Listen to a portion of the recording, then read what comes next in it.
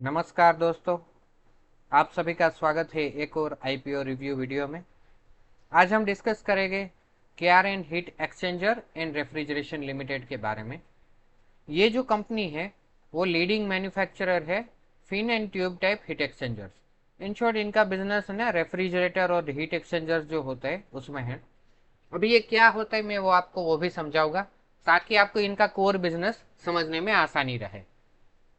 इनका जो कोर काम है या तो इनकी जो प्रोडक्ट्स है वो है heating, ventilation, air conditioning and refrigeration. तो ये हो जाता है एचवेक एंड आर इंडस्ट्री।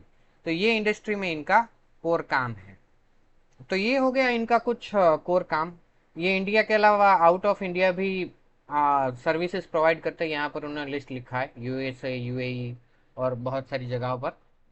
और उनकी जो मैन्युफैक्चरिंग फैसिलिटी है वो निमराना राजस्थान पे सिचुएटेड है। तो ये हो गया कंपनी का कोर बिजनेस। अभी मैं आपको कंपनी की वेबसाइट पे ले जाके उनका एग्जैक्टली क्या काम है वो समझाता हूँ। तो ये डेटा सेंटर में जो हीट एक्सचेंजर होते हैं या तो यहाँ पर ये जो हीट एक्सचेंजर होते हैं तो ये सब काम कंपनी करती है।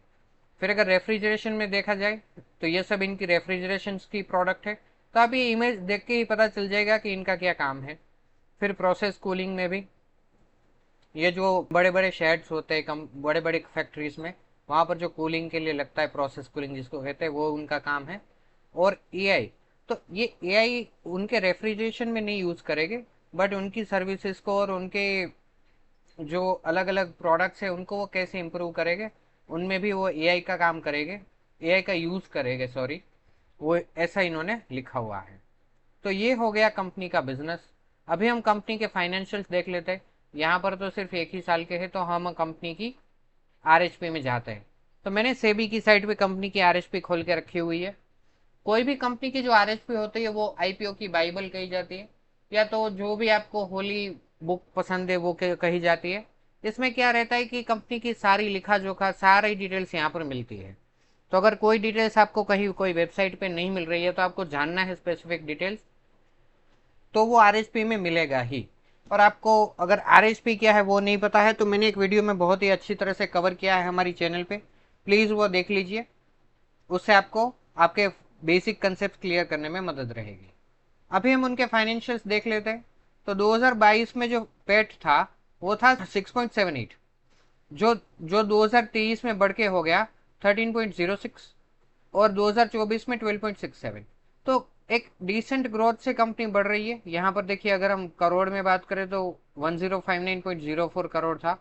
फिर 2023 में हो गया 3231.35 करोड़ और 2024 में हो गया 3906.86 करोड़।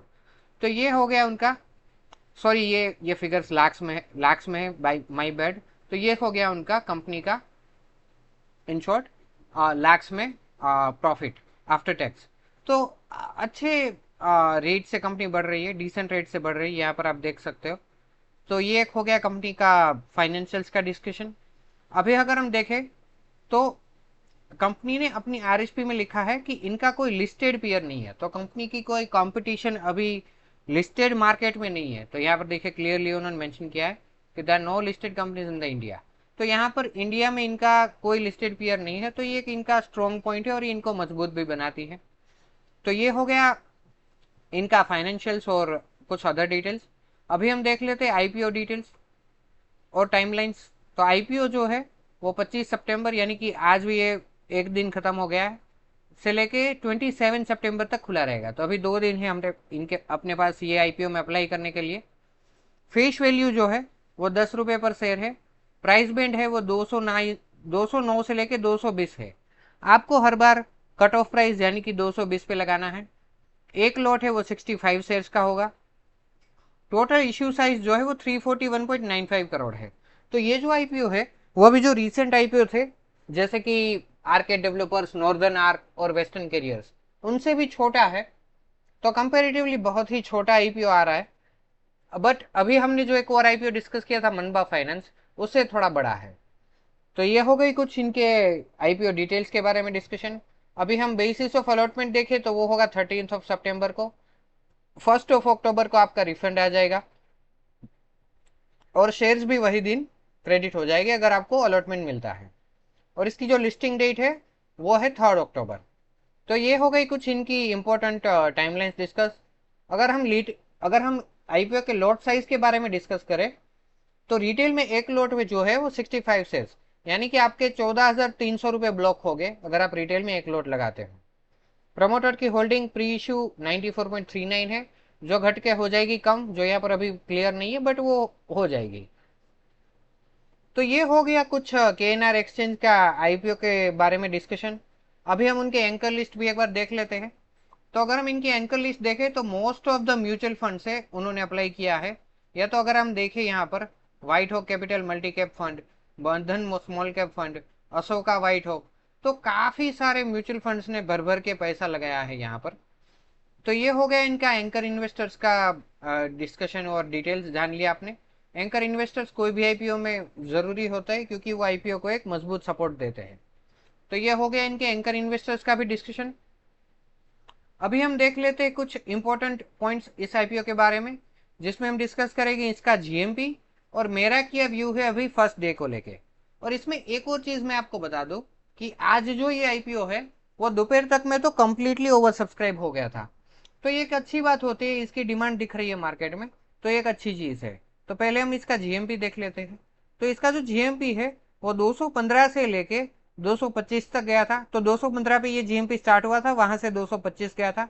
वहां से फिर हल्का फुल्का फॉल आता है जो उसको 223 तक लाता है। ये फॉल तब का है जब आर्केड डेवलपर्स और नॉर्दर्न आर्क का लिस्टिंग हुआ था, तो थोड़ा प्रेशर के चलते इधर भी फॉल आया था।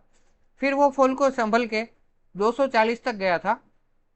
और अभी जो रिसेंट जीएमपी है वो अराउंड वही प्राइस यानी कि 239 पे चल रहा है। तो काफी अच्छे जीएमपी है, ये अराउंड 108% होते हैं। तो इसका मतलब इसमें आपका पैसा डबल हो जाएगा अगर यही जीएमपी ट्रेंड चलता है। तो ये हो गई जीएमपी की बात। और क्या इसका लिस्टिंग मार्केट को लग रहा है उसकी डिस्कशन। तो मार्केट को भी इसमें आपका पैसा डबल होते हुए दिख रहा है कि अगर ये ट्रेंड चलता है तो। अभी मेरा व्यू अभी क्या है इसके लिए, तो मैं इसमें जो मार्केट डिमांड है, और even though there was a fall, इसमें थोड़ा फॉल भी आया था ग्रे मार्केट में, फिर भी ये उसको संभाल के आगे बढ़ गया है जीएमपी में। तो वो एक अच्छी चीज है। इसका मतलब हम इसको इसको टारगेट कर सकते हैं। और मैं अभी पर्सनली इसमें अप्लाई करने का सोच रहा हूँ। और अगर आप भी अप्लाई करना चाह रहे हैं तो अपना फंड रेडी रखिए और इसमें आप भर भर के अप्लाई कर सकते हैं। तो ये मेरा व्यू है अभी के लिए, फर्स्ट डे को देखिए। मैं अपना फाइनल डिसीजन जो है वो कल रात को बनाऊंगा और वो मैं डिसीजन आपको एक वीडियो बना के दे दूंगा। और उसमें हम और भी डिटेल में डिस्कस करेंगे, सब्सक्रिप्शन और अलॉटमेंट चांसेस और लेटेस्ट जीएमपी भी हम डिस्कस करेंगे। तो ये सब चीजें हम कल डिस्कस करेंगे, जिससे आपको अपना डिसीजन बनाने में और मजबूती मिले। तो ये हो गया इस वीडियो के बारे में डिस्कशन। कि वीडियो कैसा लगा वो आप कमेंट करके बताइए। आप मुझे ये भी बताइए कि आप ये आईपीओ में क्या कर रहे हैं, अप्लाई कर रहे हैं कि नहीं। अगर कर रहे हैं तो क्यों कर रहे हैं, और अप्लाई नहीं कर रहे हैं तो क्यों कर रहे हैं, प्लीज कमेंट कीजिए। अभी कुछ वीडियो से कमेंट नहीं आ रहे तो आप अपना ऑनेस्ट ओपिनियन कमेंट में भी लिख सकते हैं। इसके अलावा आपको कोई इंप्रूवमेंट लग रहा है आईपीओ में डिस्कशन में तो वो भी मुझे बताइए। I try to improve on it. Thank you so much.